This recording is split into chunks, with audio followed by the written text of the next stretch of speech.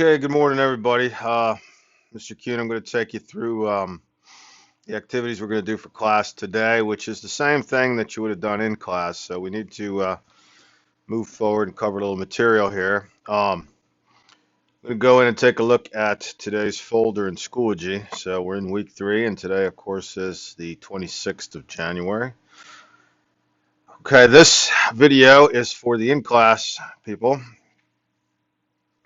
So if I click on the in-class folder, I could see today's lesson plan and a few PDFs we're going to be using. For the lesson plan, there's your objective for the day. So in your objective section of your binder, you can copy that. It says that we're going to describe the steps of the scientific method and the ways in which experiments are designed. Okay, you've got 3 things that we're going to do on our checklist. One of them is an Edpuzzle, the scientific method. The other one is the notes, scientific method and experimental design, which I'm going to be walking you through in the video. And finally, there's a worksheet, SpongeBob experimental design worksheet. Okay, and all 3 of those things need to be completed today. Okay, so back to here again, we have the 2 PDFs. Okay, the SpongeBob worksheet. You may want to print those out if you have the ability to do that at home. I would suggest actually printing these out on paper. You can fill in the notes as you watch this video, which might make it easier than trying to split screen it or toggle back and forth between the video and the note sheet in Notability. So that's up to you. If you don't have the ability to print at home, I understand that. But if you can, I would recommend doing that and physically having those papers. Okay, there's also an Edpuzzle assignment that goes along with today, which is not listed there, but I will talk about that and show that to you before we're done with today's video. All right, so let's get into it. Try to make this as quick and painless as possible. I have the notes open, the scientific method notes in Notability. Okay, so we'll go through and I'll try to write as best I can with this Apple Pencil here. So the scientific method. Yesterday in class, we did talk a little bit about what science is. I think there is a misconception that science is a big book of facts about different subject areas. But in reality, the role of science in human society is a truth gathering mechanism. Okay, it's a way that human beings go about learning about the world around them, and it's our best method for doing that. So, a good definition of science is a process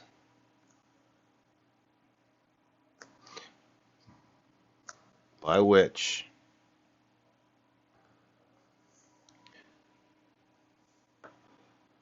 humans gather knowledge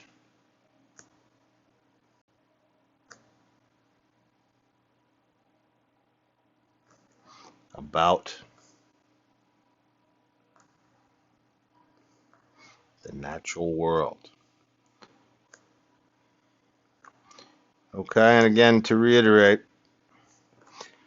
the only thing that science works for is the natural world. Okay, it has no ability to answer questions about the supernatural world, and there are certain things that science does not let us answer questions to, certainly. So I just want to make that clear up front as well. All right, what are the goals of science? Well, science really has 3 goals. And boy, I hope I can fit these in here when I write. It's getting kind of small with my pencil. So, um, the first goal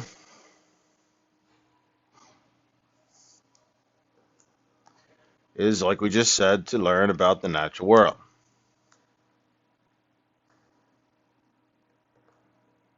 Right? To discover new facts, to answer questions. Whoops. Okay, the second goal is to be able to take that knowledge and make predictions.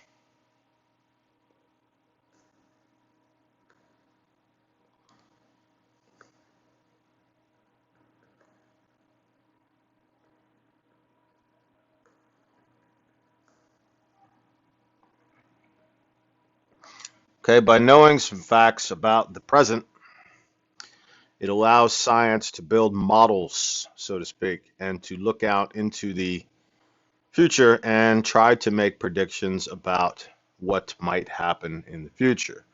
Sometimes these predictions are important for policymakers and leaders in society to start to plan for these events the way they are going to happen. Okay, so it's important that science try to get those right. Do they always get them right? No, they do not, unfortunately, but many times they do, and of course that ability is um, something which is necessary. Okay, and the third goal of science is to develop new technologies and applications. And this is actually something that is more what we would call engineering, is taking the known science and turning it into actual products, devices, medicines, um, you name it, that can be then developed either to make a profit or to benefit society in some way. Okay, so engineering and science are closely linked. Science is more the discovery mechanism, and then engineering is when they put those discoveries into practice. But we'll link them together here, and we'll call it a goal of science to develop these new technologies because, again, they are very closely linked together. Okay, so with that preliminary set of what is science, a process that we use to gather knowledge, and those goals in mind, let's go ahead and talk a little bit about how it works. So, um, it seems pretty, I think, intuitive to us today how we do these things. But for long periods of human history, the scientific method was not in practice. And as a result, our truth-making mechanisms for society were, um, I don't know what the best word to say is, they didn't function. They didn't function as well as they could have. Okay. During a period in history known as the Enlightenment, the scientific method was adopted. And because of the use of these rules, since that time, technology, human learning, human understanding has jumped forward at a rapid pace. So it is pretty obvious that these steps work. Are they always pretty? I would say no. If you look even at what's going on today with, say, the scientific and medical arguments about the coronavirus, you might notice that there's a lot of noise and a lot of arguing and a lot of people on different sides of an issue. And that's kind of how science works, is that scientists get to express their voices, to state their hypotheses. They argue back and forth. They criticize each other. Over time, though, what happens is the best hypotheses tend to rise to the top. They withstand the challenges of others. And so it's a kind of a weeding out game, but it can be kind of ugly and messy um, to watch the process unfold. Um, okay, so you've probably seen this in class before where somebody lists the steps of the scientific method. I'm going to go ahead and do it. You might see in some teachers' notes there might be 8 steps or 9 steps. You can write it in different ways, but it all follows pretty much the same format. So during yesterday's activity in class where we did the mystery light block, you might remember that the first thing that spurs science is basically human curiosity. We see things around us we don't understand, and we want to know the answer. So to start, the first thing that science has is a question. Okay, all science starts with a question. Curiosity, first step. What do we want to know? And then we get to the work of trying to answer the question. Second thing we do is we form, and you've probably heard this science word before, form a hypothesis. Okay? The usual definition given for a hypothesis is an educated guess. And I'm not a big fan of that definition.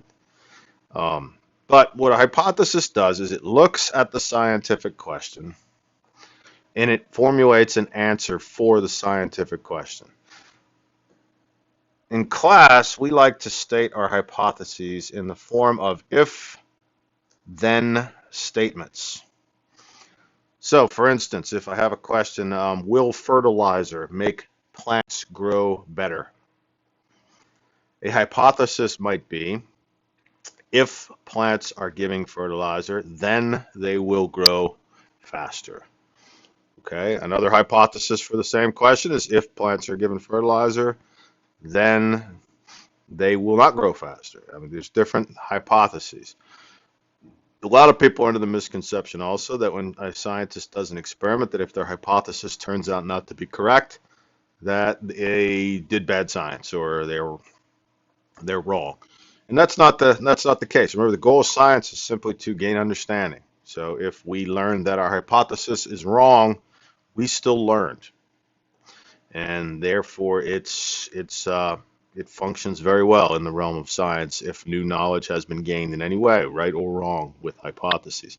A lot of effort actually goes into making sure researchers don't insert bias into the experiment based on a hypothesis. Maybe they have a personal interest in seeing the results turn out one way or the other, and that can make the science biased, which is something that the science and the scientific method want to get rid of. Do they always get rid of those things perfectly? Unfortunately not, probably, but that is certainly a goal of scientists who have ethics and really want to make it work.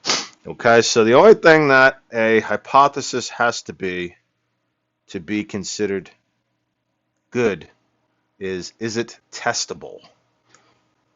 Okay, and not whether it's right or wrong. That's something that's not important to the scientific method. Okay, make a hypothesis in the form of an if-then statement. Next thing we do is we test the hypothesis.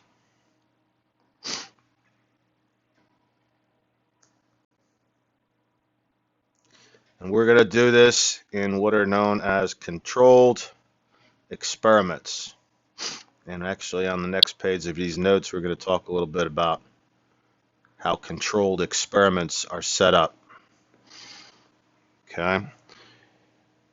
Okay, so we test the hypothesis with experimentation. During the experiment, we're going to be collecting data. And usually it's going to be collated in some sort of data table. Could be measurements, could be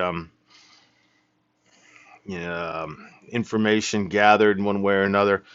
And then our next step of the scientific method is we're going to analyze the results. Right? So we're going to look at the data we've collected.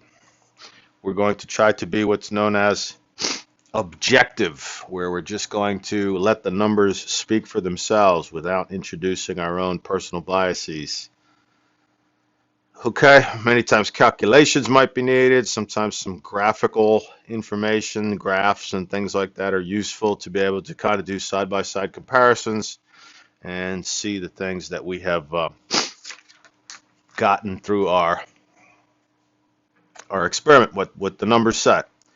Once we look at the numbers, we need to draw conclusions.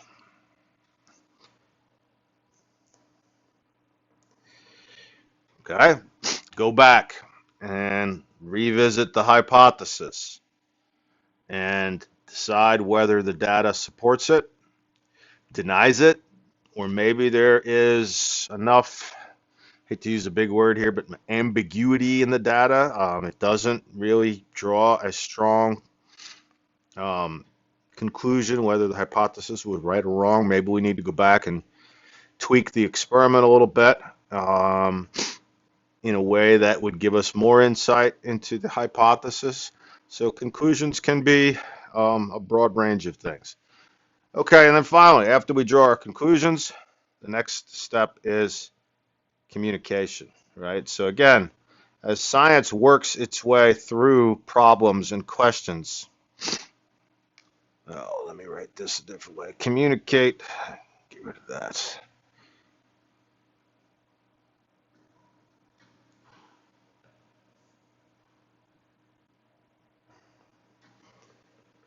Science works its way through important questions and things. Usually, it's a community of scientists. People are doing science and working on the same questions all over the world, and it's very important that what one researcher is doing is communicated to other researchers, and researchers will offer criticism to their colleagues. And again, go back and forth, arguments, different hypotheses until the best results are decided upon. But this communication step is key. If human scientists were doing experiments and they were locked in a closet and not communicating the results of those experiments, society would end up doing the same experiments over and over again, wasting a lot of time. Um, and we would not have as strong conclusions drawn as a result. So this communication argumentation process is very important. Scientists will usually publish their work in scientific journals, which are now found largely online, and they will lay out their hypotheses and their research methods, and other scientists will go in and do what's called peer review, where they will go in and critique the experiment, try to point out any weak spots, things like that. And again, this is a collaborative effort to do science. So that's a very important consideration. Okay, so there's our steps of the scientific method. Again, 6 of them. Ask a question, form a hypothesis, test it, analyze the results, draw conclusions, and communicate the results. All right, moving on to the next thing. Trying to go here relatively quickly, not to keep you on your iPads all day today. So, related to the scientific method, of course, is the design of experiments. So this is another set of sort of rules that happens in the modern scientific method, our truth-making mechanism, and these are very important to arrive as close to the truth and understanding of the natural world as humans can. Okay, so experimental design. How do we design experiment? Well, these experiments that we're going to do in science, when designing scientific experiments, it's very important that experiment be a control. So here's the key as how science arrives at the truth. Whoops. It's through the implementation of controlled experiments. Okay, and here's the key. Is in a controlled experiment, only one variable, okay, we'll get to that term in a second, can be tested at a time. This is a very key rule right here. It's something that you're going to have to remember. I bet you've heard of this before, but you can only test one variable at a time. So what's a variable? A variable, the word vary is the root of this word, right? And to vary means to kind of change. So if I eat a varied diet, for instance, that means I am not eating the same food every day. I'm eating different foods, changing them. A variable is anything that can change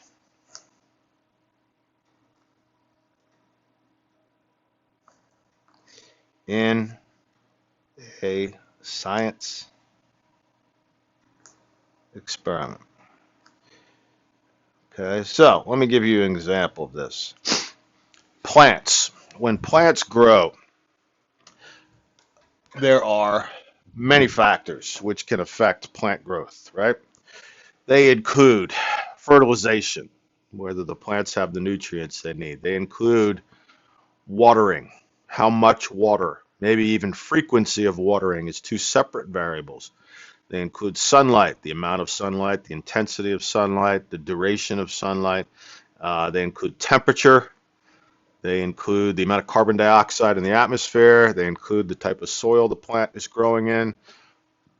All of these things. We can go on and on. Probably I could come up with 30 or 40 more potential variables in a science experiment. So I hope that gives you a clear idea of the definition. Anything that can change, anything that can affect the outcome, right? That might be another way to think about it. Anything that can affect the outcome of a science experiment. Sorry for my sloppy handwriting with my pencil here. Hopefully you can make it look a little better than that. Affect the outcome. Okay. So when we do an experiment, if we want to do an experiment to test whether any of those factors affect the growth of a plant, we can only test one at a time.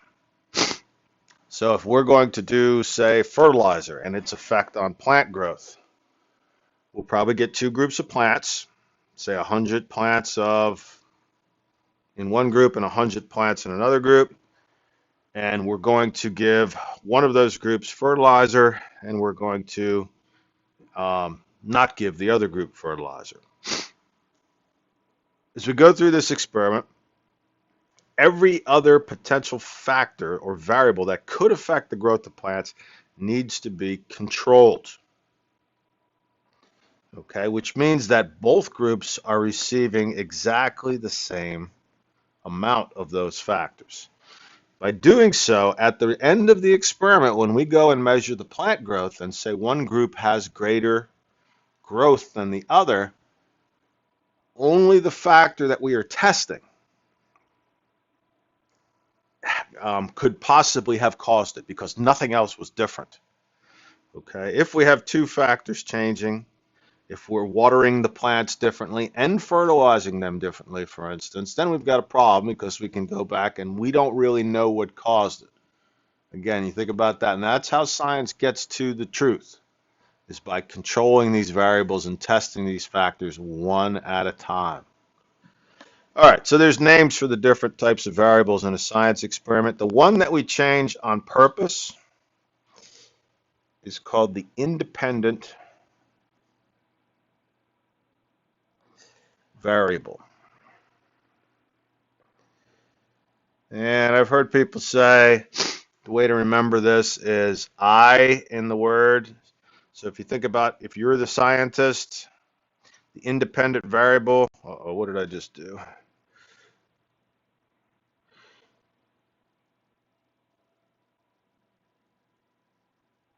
The independent variable is what I change. Okay, I sometimes I like to think of it differently. The independent variable is the factor that the scientist changes. Usually it's the scientist doing the experiment, not us, but we'll get back to that. So, number 5, since all other variables are controlled, any difference in the results can be attributed to the independent variable. Right, as I was just talking about. So, in our plant experiment, it would be the fertilizer.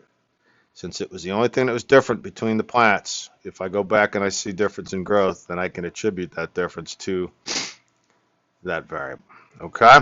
So, definitions. Here's different kinds. We talked about independent variables already. Okay, so this is the variable that the scientist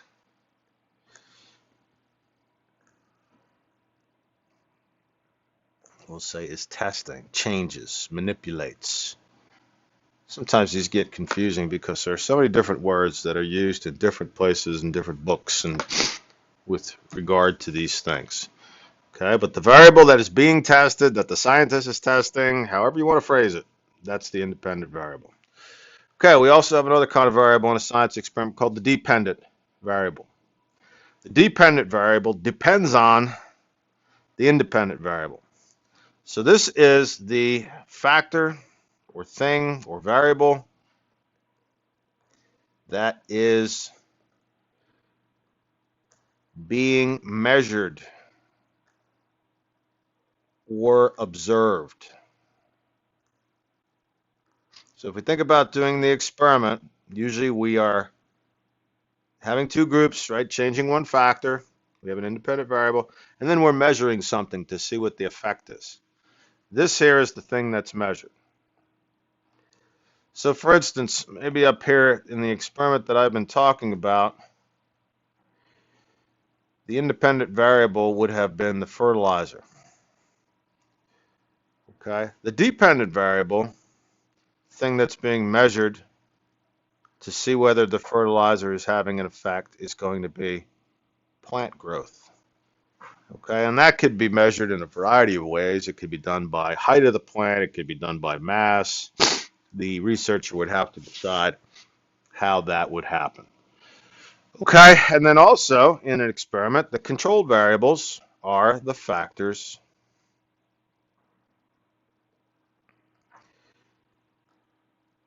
which are kept the same. Everything that could possibly affect the outcome of the experiment, but we don't want to let it.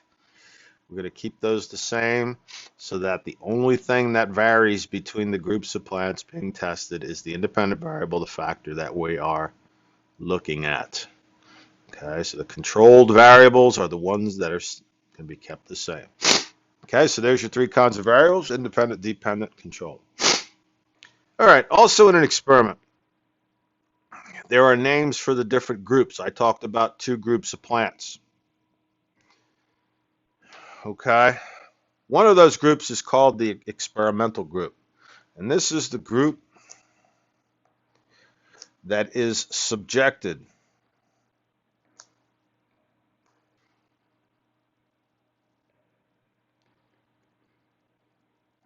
to the independent variable. Okay, it's the one that receives the treatment. It's the one that receives the factor that we are investigating. Okay, so the group that got the fertilizer is going to be called your experimental group. Maybe, let's see, when they are testing a new medicine, some people are going to be brought in and given the experimental medicine that's being tested that may or may not cure a specific disease, say. Some people are going to be brought in and not get it, right? And the ones that are actually getting the medicine would be in the experimental group. Okay, another group in an experiment is called a control group. Now, if I just gave 100 plants fertilizer and measured their growth, I wouldn't really be able to know whether the fertilizer caused it. And that's because I have nothing to compare them against. Maybe the growth that happened in the plants would have happened anyway. Okay, so I don't know that.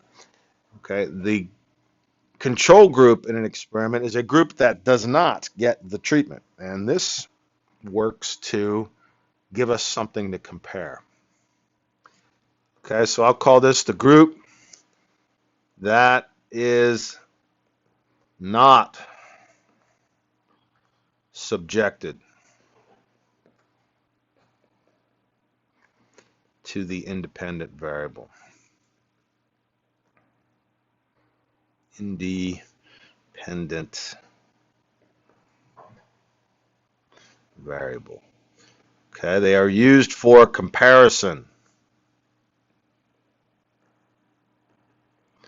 So in the plant experiment, the 100 plants that did not get the fertilizer would be the control group. In a medical study, a group that does not receive the experimental medication would be a control group. Kind of an interesting thing, and I will add maybe one more thing to these notes, is that sometimes those medical studies are interesting. If they want to sell a new medication and have it approved by the FDA, the Food and Drug Administration, it's going to need to go through a series of trials and pass them before the medicine will be improved. And this might not be exactly how it happens, but just to give you an idea. Say there's a new medicine for the flu. The companies will run these trials and they will bring in two groups of people. right? They will bring in an experimental group and they'll bring in a control group. The thing is, when these people walk into the study, they don't know which group they're in. And all of them are going to receive something they think is medicine. Okay, the experimental group is going to get the actual medicine which is being tested. The other people who walk in to do the study, who are in the control group, are going to get something which looks like a pill, and they have no idea if it is or it isn't, nor do the people who are getting the medicine. They don't know whether it's real or not either. But the pill is what is known as a placebo. It's got kind of a strange way of spelling it. PLA looks like placebo. Okay, so this is kind of a fake treatment. Right? It might just be filled, a capsule filled with sugar or some other substance which doesn't have any curative effects. Of course, isn't harmful in any way either. But they are given that if they are in the control group. And you might say, well, why do they bother with that? Why don't they just, you know, use the control group and give them nothing? Okay, and the reason why is because of something called the placebo effect. And this is an effect which shows the power of people's thinking on their response to a medicine. And this has been an effect which has widely been documented that if we have two groups of people, one group who gets nothing at all to treat a disease, and another group who actually gets nothing at all too, but gets a placebo, something which is a fake treatment, then the people taking the fake pill will get better at a rate that exceeds those that do nothing, which is interesting. It means that people who think they're getting medicine because their brain is convinced that they are experiencing a cure for the disease will actually get better at a rate that exceeds doing nothing. Simply a psychological effect. And when medicines are tested, in order for the medicine to be considered effective, it has to make people get better at a rate that exceeds that which a placebo makes people get better. Excuse me. All right. So this is a important concept in these medicine trials called the placebo effect. It's the tendency or the trend, I guess.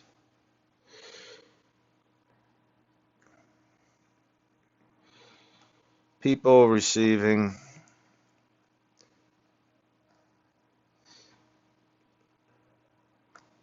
a false treatment. Again, they don't know it. They think it's real. That's why it works.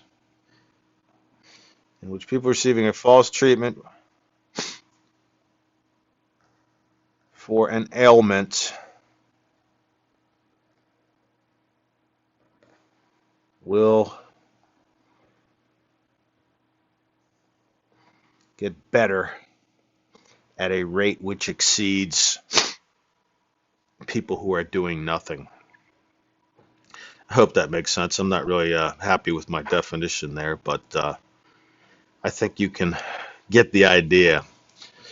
All right, so I hope that makes sense. I tried to go through it as fast as possible. I know you don't want to watch this boring video of me taking notes for much longer with your day off here. But there you go. That's kind of a overview of the scientific method. Now let me just go back into Schoology. So now you should have the scientific notes done. Another thing that I want you to do today is you're going to do this SpongeBob scientific method worksheet. Somebody said you did this in 6th grade already, and that's all right. It asks questions about the exact stuff we just talked about, right? We're going to start tomorrow's class when we go back to school by going over this. Okay, so make sure you get that downloaded. Again, if you can, print it out and bring it with you to class tomorrow. So that needs done today. And the other thing is Edpuzzle. Okay, so there is an Edpuzzle too. Now the best way, of course, to get into Edpuzzle is with the app, which is on your home screen. Log in with Google, right? Log in with Google. Okay, and it should pull up your account, and all you should have to do is put in your password. Okay, I'm going to use my school email. It's going to make me enter my password, huh?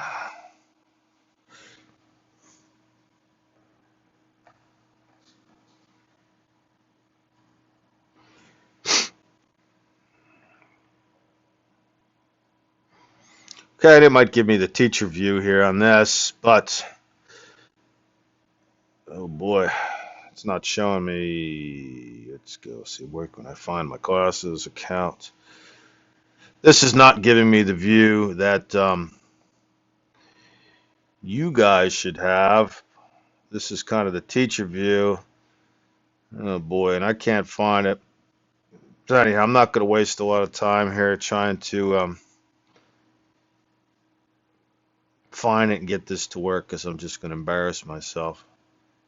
But when you get in today, there's going to be a video assigned to you in your Edpuzzle entitled Scientific Methods. And I would like you to watch that and complete it as well. Okay, I think that's all I have to say for today. Thank you for following along with me here. Let me know, Schoology message, if you have any problems. I'll try to help you as best I can. Hope you guys have a good day, and we will see you back in school tomorrow, Thursday.